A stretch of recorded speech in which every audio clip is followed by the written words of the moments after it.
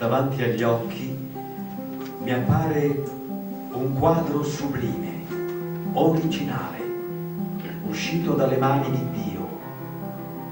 Quanti colori della sua tavolozza sono sparsi nel campo antistante la mia casa: il rosso dei papaveri, il giallo delle mimose, il viola dei cardi competono col bianco delle margherite, col rosa dei garofani, col fucsia dei gerani che adornano la mia veranda. Le farfalline che danzano leggere, vestite di bianco a pois neri, che solcano l'azzurro cielo, danno il tocco finale al capolavoro di Dio.